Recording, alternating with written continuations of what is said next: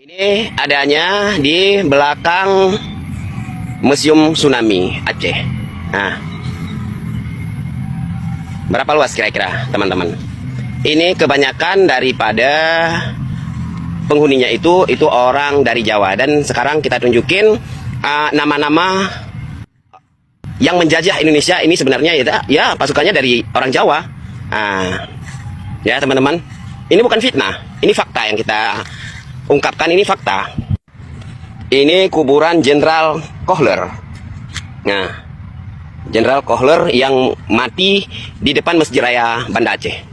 Coba perhatikan teman-teman ya, ini terjadinya di tahun 1908. Nah, mulai dari atas ada Jemana, Ahmad, Iraj, Saidi, Kasan, Amadi dan seterusnya sampai ini. Coba perhatikan, ini yang I, awalan I ini adalah orang Jawa.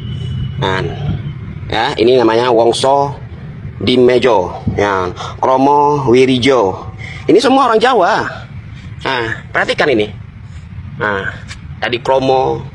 Nah, perhatikan teman-teman ya. Nah, banyak. Nah, ini orang Jawa semua. Nah,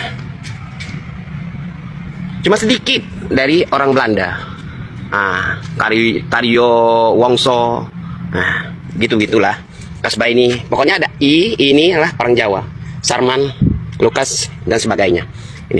Ini ribuan ini, ya. Ini ribuan teman-teman. Ribuan pasukan Belanda itu dari orang Jawa. Karena yang menjajah Nusantara waktu itu bukan dari Belanda, tapi dari Jawa. Dan orang Aceh benci kepada Jawa, itu sebabnya. Mungkin di daerah lain juga seperti itu. Yang jadi pasukan mereka siapa? Ya orang-orang Jawa, karena orang Jawa mudah tunduk. Ya, beda dengan daerah-daerah lain ataupun di pulau-pulau yang lain, tidak mudah tunduk dengan apa yang dilakukan oleh Belanda. Mungkin orang itu juga benci, misalnya orang Kalimantan, orang Sulawesi, orang Sumatera, pada umumnya tahu yang bahwa pasukan Belanda adalah orang Jawa, mereka juga mengatakan hal yang sama, ya. Demikian pencerahan, mudah-mudahan ini menjadi pelajaran dan pengalaman bagi seluruh orang yang hidup di Nusantara.